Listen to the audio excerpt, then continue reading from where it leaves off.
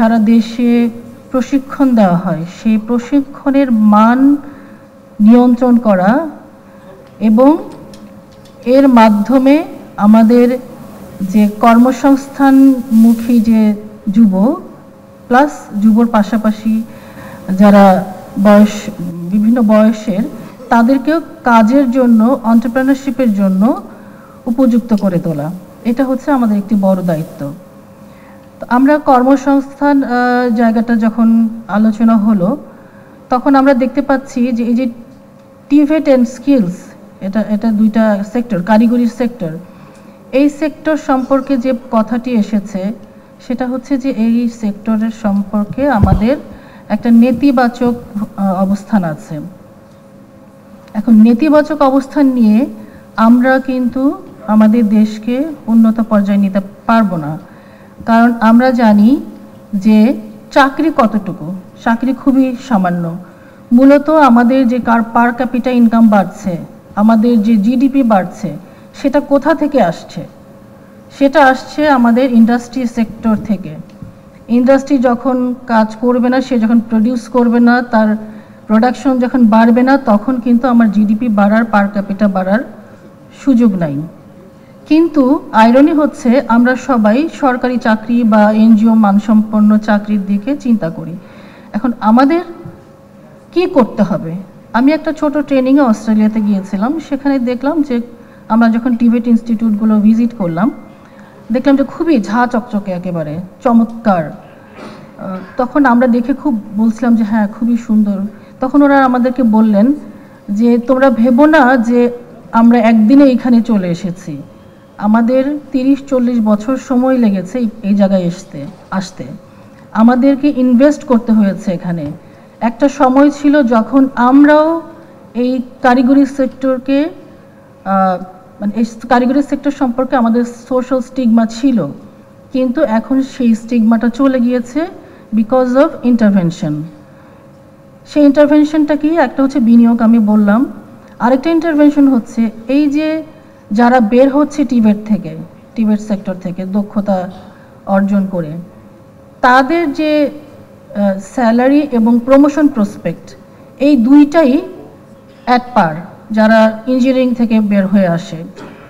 একজন ট্রেনার আমাদেরকে তার অভিজ্ঞতা শেয়ার করলেন, তার 2 ছেলে, একজন নর্মাল ইঞ্জিনিয়ারিং সেক্টর থেকে ইঞ্জিনিয়ার হয়ে বের হয়েছে আর একজন টিভেট সেক্টর থেকে, এবং তিনি বললেন যে তার 2 ছেলেই দুইজনের স্যালারি অলমোস্ট ইকুয়াল এবং দুইজনের প্রমোশনই দেখা যায় যে একজনের প্রমোশন হচ্ছে পাশাপাশি আরেকজনের প্রমোশন হয়ে যাচ্ছে।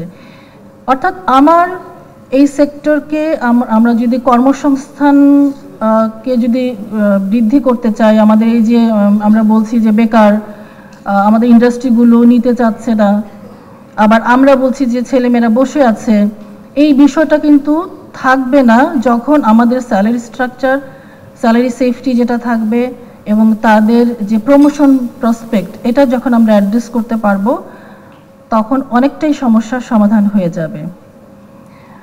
ওকে, এখন এখানে কিছু বিষয় এসছে, যেমন বিশ্ববিদ্যালয়ের ছাত্রছাত্রীরা যারা বের হয়ে আসে তাদের সম্পর্কে আমাদের বক্তব্য হচ্ছে যে আলোচনা থেকে এসছে এবং আমরা নিজেরাও জানি যে তারা বের হওয়ার পরে তাদের এমপ্লয়াবিলিটি সেটা কোথায়? এমপ্লয়াবিলিটি আমি তো তারা যখন কোনো বিসিএস বা চাকরি যখন হয়ে যায় সেটা তো হয়ে গেল, কিন্তু ইন্ডাস্ট্রিগুলোতে তাদের জবের একটা সমস্যা হয় কারণ তাদের স্কিল নাই। সেক্ষেত্রে ইন্ডাস্ট্রিগুলো বাধ্য হয়ে বাইরে থেকে তাদের মিড লেভেল ম্যানেজারদেরকে নিয়ে আসবে। এখানে ইন্ডাস্ট্রির করার কোনো সুযোগ নেই, তাদের এখানে কি বলবো কোনো রকমের চ্যারিটি করার সুযোগ নেই, তাকে তো তার ইন্ডাস্ট্রি চালাতে হবে। সো আমরা যারা বের হয়ে আসছি তাদের যদি দক্ষতা না অর্জন আমরা করতে পারি, তাদের যদি সেই দিকে নিতে না পারি, ইন্ডাস্ট্রিকে আমার বলে কোনো লাভ নেই, তাকে আমি রিকোয়েস্ট করতে পারবো না। এই জন্য এনএসডিএ যে ব্যবস্থাটা নিয়েছে, আমরা ইউনিভার্সিটিগুলোর সাথে একটা লিঙ্ক করার চেষ্টা করছি যে ইউনিভার্সিটিগুলোতে যারা পড়ছে অনার্স লেভেলে পড়ার সেই অবস্থাতেই তারা যেন তাদের পছন্দ অনুযায়ী এবং বাজার চাহিদা অনুযায়ী কোনো একটা স্কিলে তারা নিজেদেরকে দক্ষ করে নেয়। আমরা by this time Bangladesh, Dhaka varsity, Jahangirnagar university, RUET open university এবং ন্যাশনাল ইউনিভার্সিটির সাথে এমওইউ করেছি এবং আগামী সপ্তাহে তাদের সাথে আমরা বসবো যে কিভাবে, এমওইউ তো একটা ডকুমেন্ট আমরা করলাম, বাট এটাকে তো আমাদের এগিয়ে নিয়ে যেতে হবে। তার জন্য আমরা আগামী সপ্তাহে আমরা বসবো যে মোডালিটিটা ঠিক করা যায়, কিভাবে এই ছেলে মেয়েদেরকে আমরা স্কিলস ডেভেলপমেন্টের মধ্যে নিয়ে আসতে পারি। তবে একটা জিনিস আমি একটু অবাক হলাম কিছু কমেন্ট দেখে, যেমন কমেন্ট এসছে যে আমাদের অনেক এক্সাম দিতে হয়, অনেক অ্যাসাইনমেন্ট করতে হয়, এই বিষয়টা তাহলে আমাদের স্কিল ডেভেলপ হবে কিভাবে? তো আমার যে অ্যাসাইনমেন্ট, আমার যে এক্সামগুলো দিচ্ছি, এগুলো তো আমার স্কিল ডেভেলপমেন্টের একটা অংশ। আমার এডুকেশনাল সাইডে স্কিল ডেভেলপ করতে হলে তো আমাকে অ্যাসাইনমেন্ট এবং এর মধ্য দিয়ে যেতে হবে।